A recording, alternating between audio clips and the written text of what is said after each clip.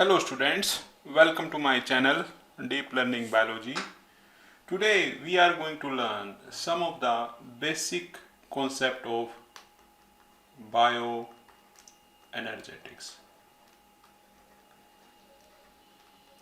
Now try to understand that you know very well that cell, it is the fundamental unit of life.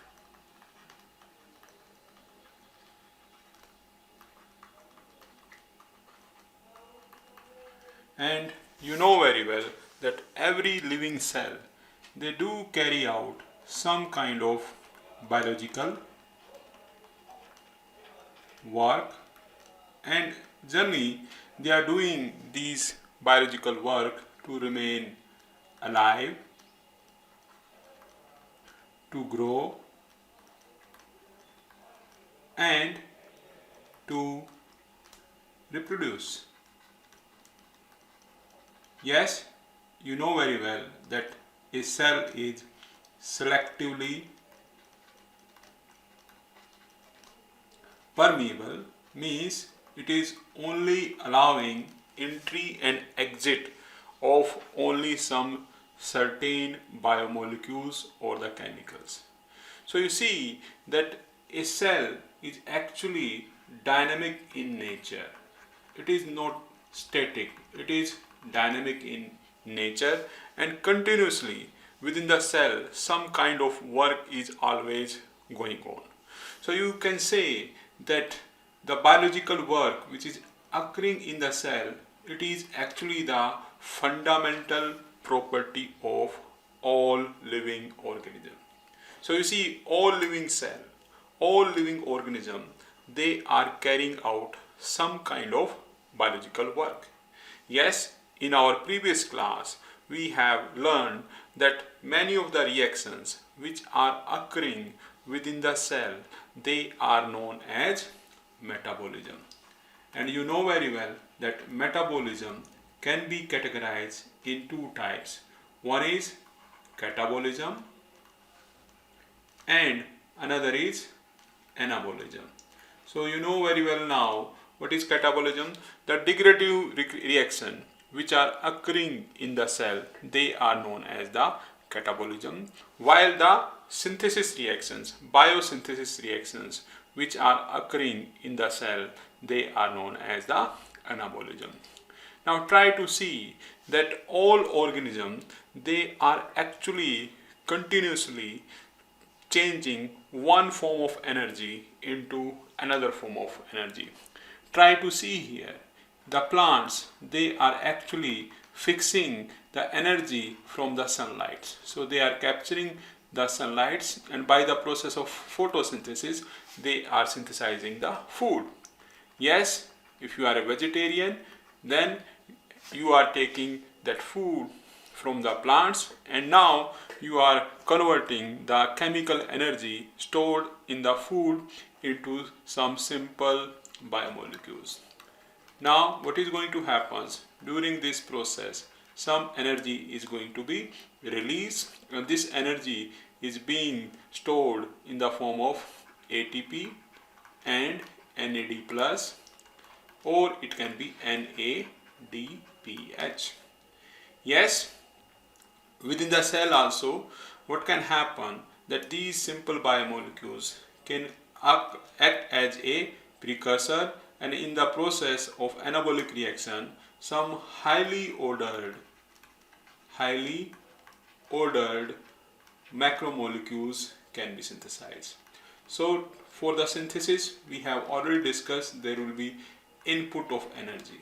Okay, so constantly in all the cells, in all the living organisms, there is a exchange of energy. Yes, continuously energy transduction is occurring, and one form of energy is being converted into another form of energy.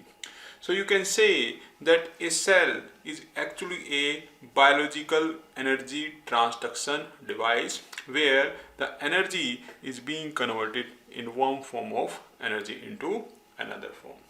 So try to see in the cell what is occurring, the biological energy transduction. Okay, so what is transduction? Means one form of energy is being converted into another form of energy. Now you must have seen in your surroundings, in the environment, you see that if any machine is going to work, this machine is going to change one form of energy into the another form of energy. Now here I just want to tell you that biological energy transduction obey the same chemical and physical laws that governs all other natural process. So whatever natural process you are seeing in the surrounding environment, they are going to be controlled by some physical and chemical laws. Same law actually governs the chemical process which are occurring in our cells. So in today's class we are actually going to learn the laws of thermodynamics. Yes, in upcoming classes we will also learn how different type of biochemical reactions they are occurring in a cell. So there are different category of biochemical reactions. We can learn about those biochemical reactions in the upcoming class. So today we are going to learn about the laws of thermodynamics. So before coming into the laws of thermodynamics, I wish to define a term known as bioenergetics. Now, what is bioenergetics? Let us define it first. It is the quantitative study of energy transduction. Now try to understand this. It is not a qualitative study. It is a quantitative study. Means we do some measurement. Here we are doing measurement about the energy transduction. Means how much energy is being converted from one form of energy to another form of energy. Always remember that biological energy transduction, biological energy transduction, it follows the same natural laws and it follows, you can say, the same laws of thermodynamics. Now you know very well there are two laws which we are going to discuss first. One is known as the first law of thermodynamics and another is known as second law of thermodynamics.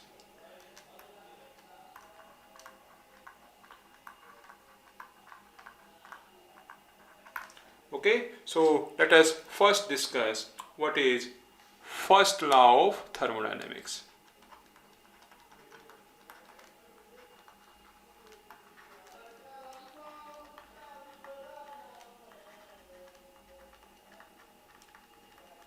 Now you know very well that first law of thermodynamics states that for any physical or chemical change, the total amount of energy in the universe remain constant. So in simple word, you can say that energy cannot be created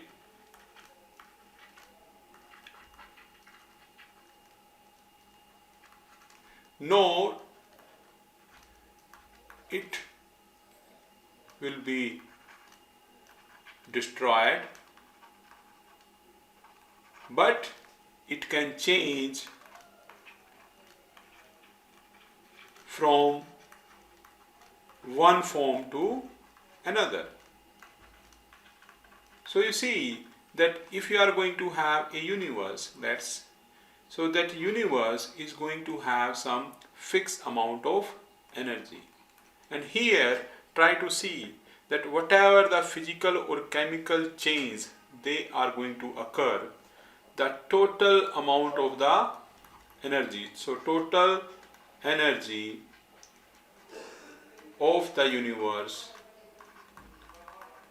it is going to remain constant. And this is known as the first law of thermodynamics. Yes, within the universe you are going to have different systems, and these different systems, they are continuously changing one form of energy into another form of energy. But always remember that total energy in the universe, it is going to remain constant. That is known as first law of thermodynamics. Now we will discuss about the second law of thermodynamics. Second law of thermodynamics. Now try to understand what is the second law of thermodynamics. In all natural process, so you know what is a natural process? The process which are occurring within the nature, the entropy of the universe increases. Now try to see here, we are now going to use another term that is known as entropy. So in all the natural process, the entropy of the universe is going to increase. Now I just want to make you understand what is entropy. Entropy is actually the measure of degree of randomness. Now try to see here that what is randomness. So let's take one example. If you are going to have a sucrose, so this sucrose is now in the solid form. Okay, so your solid form of sucrose is there. Now try to see within the solid form of any compound, the molecules, they are not moving at a faster rate. So in the solid form you are going to have lesser degree of randomness. Now if you dissolve this solid form of sucrose in water, what is going to happen? These sucrose molecules, they are going to dissolve in the water, and now what will happen? The entropy of the system is going to increase. So here you see you are going to have higher entropy. Here you are going to have low entropy. So the molecules, they are moving at a slow rate, but here the sucrose molecules, they are going to move at a much faster rate. So here the randomness has increased. Now try to see if we add small amount of water on this layer. So let's suppose this is the layer in which you have dissolved the sucrose, and now you added small amount of water, and here the upper layer you have not mixed it thoroughly. So here you are not going to have any sucrose, but here you are going to have molecules of sucrose. Let's suppose these are the molecules of sucrose, and now they are moving here, but they have not started any movement in the upper layer. So we have not stirred it. So if you see in the total system, now the entropy has decreased. So here the entropy now has decreased. Now if you give it some time, what is going to happen? All the sucrose, it is going to distribute it into the water. So here you see again the entropy has increased. So here you see there is low entropy. Then when you mixed in the water, you are going to have high entropy. Then you added a layer of water without mixing, so again there is low entropy state. But with respect to time, these molecules of sucrose, they are going to diffuse, and what will be the end result? You are going to have much higher entropy. So hopefully it is clear to you what is entropy. Entropy is the degree of randomness. Now try to see here. Yes, when we have dissolved this solid sucrose in water, so it will naturally dissolve in water. But the reverse is not going to happen. So the process will not happen in reverse direction, that sucrose is again going to condense at some points. So try to remember that in all natural process, the entropy of the universe is going to increase. The randomness is going to increase. Now I will give you some of the example of low entropy state, and the high entropy state. So let's see if we are going to have ice. Okay, so in the ice, you know that the water molecules are in solid form, there is lesser movement, so the ice is going to have low entropy state. Now if you are going to have liquid water, okay, what is going to happen? The molecules, they will move randomly. So in the liquid water state, you are going to have high entropy. Same way, if you are going to have water, and this water is maintained at 10 degrees Celsius, let's suppose it is the low entropy state. And if you are going to have the same water in the vapor form, okay, at the same temperature, 10 degrees Celsius, always remember evaporation happens at every temperature. And for example, if you are going to have water in the form of fog, okay, so what is going to happen? Here the water molecules, they will be moving randomly. So here you are going to have the high entropy state. Same way, you can take a very classical example of your kitchen.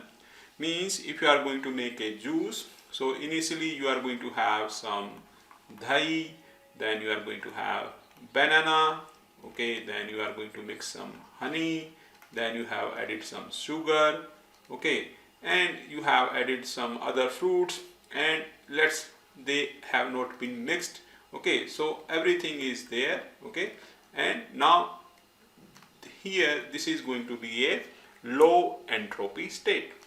But after doing the blender, after doing the mixing, what is going to happen? Everything is going to mixed, okay. So what will happen? The molecules of each components, they are going to be distributed evenly, and the molecules, they are going to move freely, and that is going to increase the entropy. So this is the high entropy state.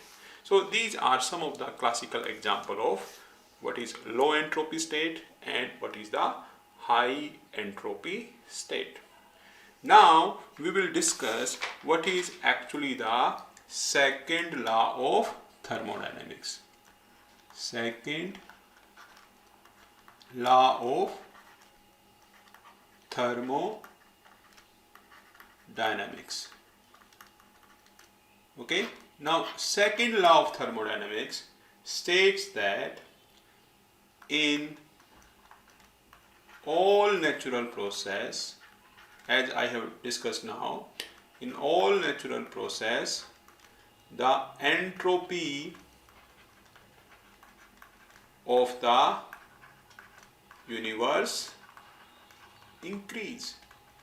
So what is going to happen? The randomness of the molecules, it is going to increase. Now let's come to the point. In a living organism, if you see yourself, you are not going to see such high degree of randomness. We are actually highly organized. Yes, we are going to see that a cell is going to maintain and produce an odor. Okay, so there is no such randomness.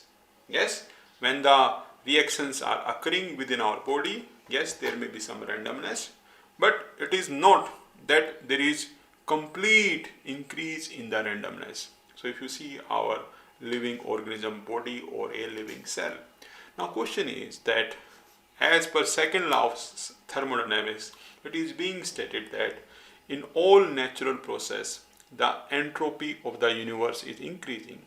But when you are going to see a living organism, they are actually highly organized. Yes, they are going to maintain and produce an order. So it is not random. So now how these things are possible? Now to understand these terms, you have to understand some key terms like what is a system.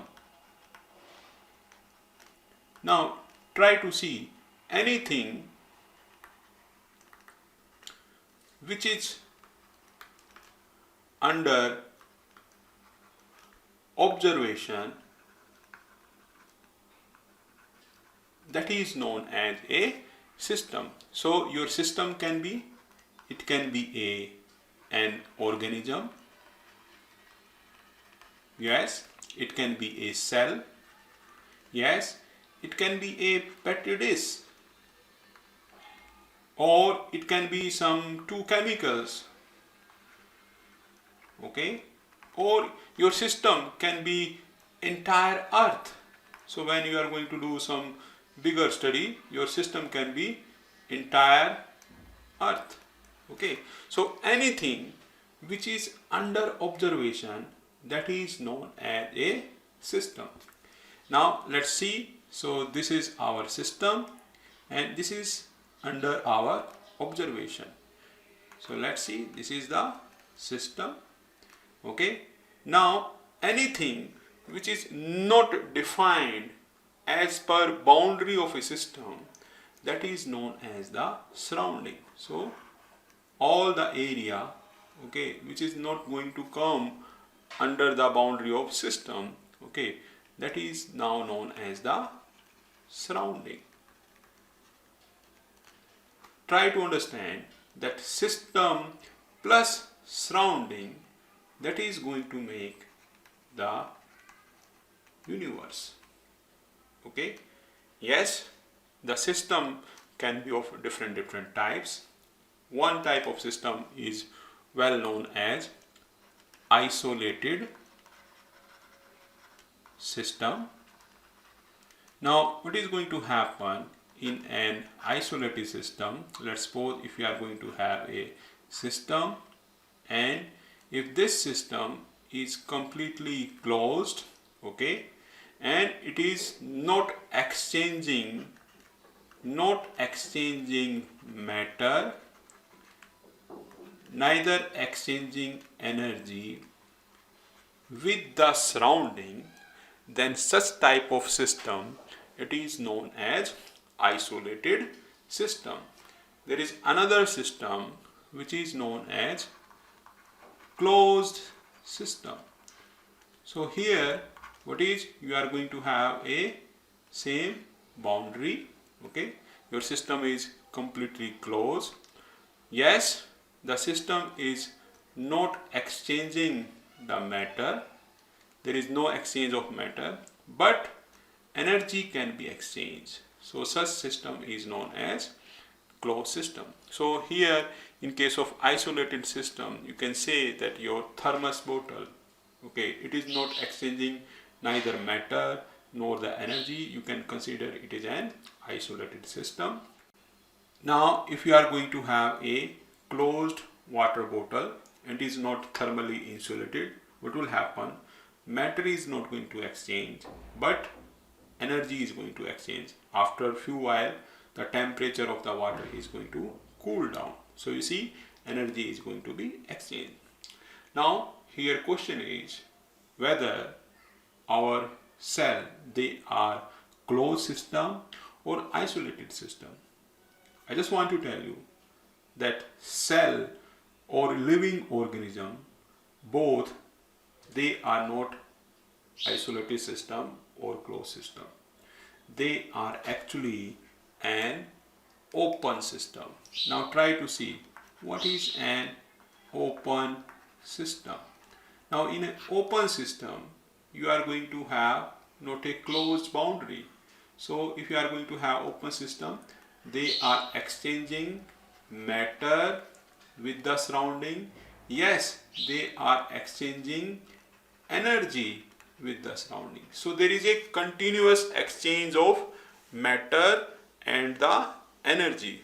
So such type of system are known as open system. So living cell, or you can say organism, they are actually the open system. Okay. Another important thing here, you must remember that living cell, yes, they are open system. They are continuously exchanging matter and energy with the surrounding, but it doesn't mean that they are in equilibrium with the surrounding. So here you must remember an important point, that living cells are not in equilibrium with the surrounding.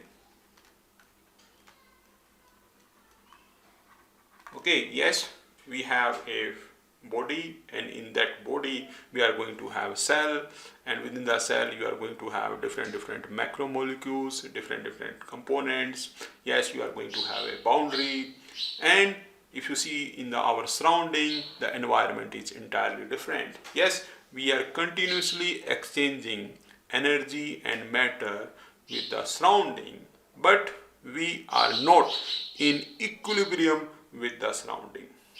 Now try to see, yes, we are in a constant transactions between system and surrounding. But always remember that living cell, they can create order within themselves. They are creating order within themselves. But in total, the orderness is going to decrease within the universe. You can say that living cell, so if you are going to have a universe and you are going to have, let's suppose this is the cell.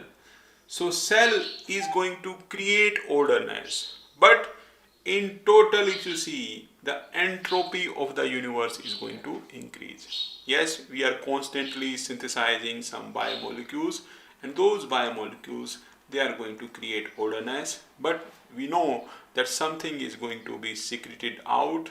Okay, some gas is going to be released, and all these molecules which are releasing, they are going to increase the entropy. So we, yes, are having an order structures, but in actually the total entropy of the universe is going to increase. Hopefully it is clear to you. So today we have learned the term like bioenergetics. We have learned about what is first law of thermodynamics and what is the second law of thermodynamics. The first law of thermodynamics states that energy can neither be created nor it be destroyed. Yes, it can change from one form to another form. While the second law states that in all natural process, the entropy is going to increase in the universe. So, thank you for watching this. Have a nice time.